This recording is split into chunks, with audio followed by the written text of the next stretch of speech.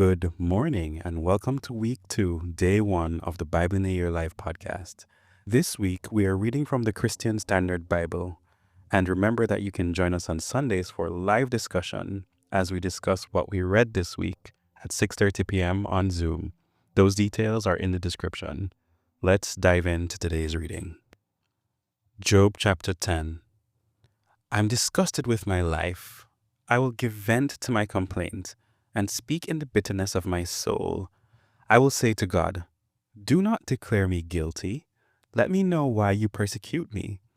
Is it good for you to oppress, to reject the work of your hands, and favor the plans of the wicked? Do you have eyes of flesh, or do you see as a human sees?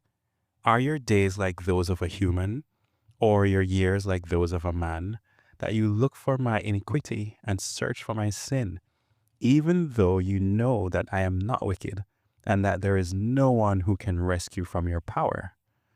Your hand shaped me and formed me. Will you now turn and destroy me? Please remember that you formed me like clay. Will you now return me to dust?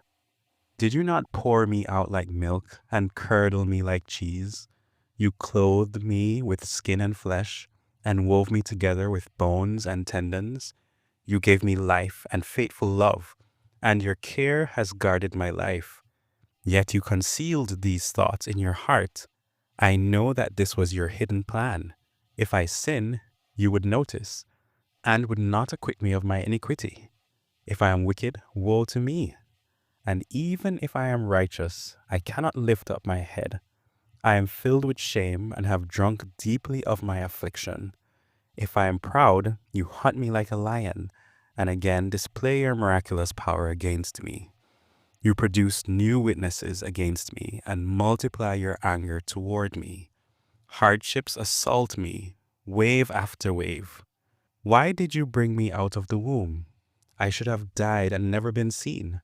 I wish I had never existed, but had been carried from the womb to the grave. Are my days not few? Stop it. Leave me alone, so that I can smile a little before I go to a land of darkness and gloom, never to return. It is a land of blackness, like the deepest darkness, gloomy and chaotic, where even the light is like the darkness. Job chapter 11. Zophar speaks. Then Zophar the Naamathite replied, should this abundance of words go unanswered and such a talker be acquitted? Should your babbling put others to silence, so that you can keep on ridiculing with no one to humiliate you? You have said, my teaching is sound and I am pure in your sight.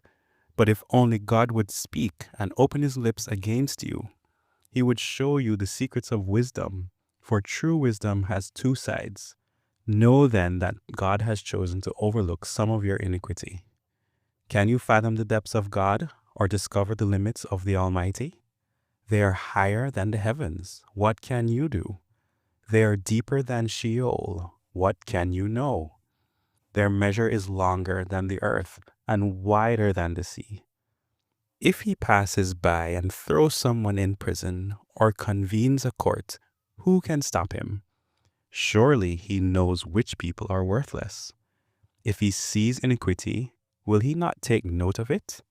But a stupid person will gain understanding as soon as a wild donkey is born a human. As for you, if you redirect your heart and spread out your hands to him in prayer, if there is iniquity in your hand, remove it, and don't allow injustice to dwell in your tents. Then you will hold your head high, free from fault. You will be firmly established and unafraid, for you will forget your suffering, recalling it only as water that has flowed by.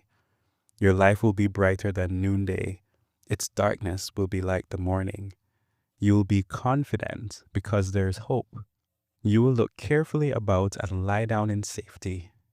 You will lie down with no one to frighten you, and many will seek your favor. But the sight of the wicked will fail. Their way of escape will be cut off, and their only hope is their last breath. Job chapter 12. Job's reply to Zophar. Then Job answered, no doubt you are the people, and wisdom will die with you. but I also have a mind like you. I am not inferior to you. Who doesn't know the things you're talking about? I am a laughing stock to my friends by calling on God who answers me. The righteous and blameless man is a laughing stock. The one who is at ease holds calamity in contempt and thinks it is prepared for those whose feet are slipping. The tents of robbers are safe, and those who trouble God are secure. God holds them in his hands. But ask the animals, and they will instruct you. Ask the birds of the sky, and they will tell you. Or speak to the earth, and it will instruct you. Let the fish of the sea inform you. Which of all these does not know that the hand of the Lord has done this? The life of every living thing is in his hand, as well as the breath of all humanity. Doesn't the ear test words as the palate tastes food? Wisdom is found with the elderly, and understanding comes with long life. Wisdom and strength belong to God. Counsel and understanding are his. Whatever he tears down cannot be rebuilt. Whoever he imprisons cannot be released. When he withholds water, everything dries up, and when he releases it, it destroys the land. True wisdom and power belong to him. The deceived and the deceiver are his. He leads counselors away barefoot and makes judges go mad. He releases the bonds put on by kings and fastens a belt around their waists. He leads priests away barefoot and overthrows established leaders. He deprives trusted advisors of speech and takes away the elders' good judgment. He pours out contempt on nobles and disarms the strong. He reveals mysteries from the darkness and brings the deepest darkness into the light. He makes nations great, then destroys them. He enlarges nations, then leads them away. He deprives the world's leaders of reason and makes them wander in a trackless wasteland. They grope around in darkness without light. He makes them stagger like a drunkard. Chapter 13. Look, my eyes have seen all this. My ears have heard and understood it. Everything you know, I also know. I am not inferior to you. Yet I prefer to speak to the Almighty and argue my case before God. You use lies like plaster. You are all worthless healers. If only you would shut up and let that be your wisdom. Hear now my argument and listen to my defense.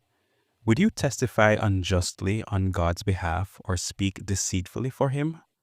Would you show partiality to him and argue the case in his defense? Would it go well if he examined you? Could you deceive him as you would deceive a man? Surely he would rebuke you if you secretly showed partiality. Would God's majesty not terrify you?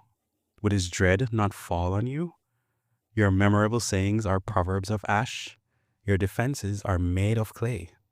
Be quiet, and I will speak. Let whatever comes happen to me. I will put myself at risk and take my life in my own hands. Even if he kills me, I will hope in him. I will still defend my ways before him. Yes, this will result in my deliverance, for no godless person can appear before him. Pay close attention to my words. Let my declaration ring in your ears. Now then, I have prepared my case. I know that I am right. Can anyone indict me? If so, I will be silent and die. Only grant these two things to me, God, so that I will not have to hide from your presence. Remove your hand from me, and do not let your terror frighten me. Then call, and I will answer, or I will speak, and you can respond to me. How many iniquities and sins have I committed? Reveal to me my transgression and sin. Why do you hide your face and consider me your enemy? Will you frighten a wind-driven leaf? Will you chase after dry straw? For you record bitter accusations against me and make me inherit the iniquities of my youth. You put my feet in the stocks and stand watch over all my paths, setting a limit for the soles of my feet. A person wears out like something rotten, like a moth-eaten garment. Amen.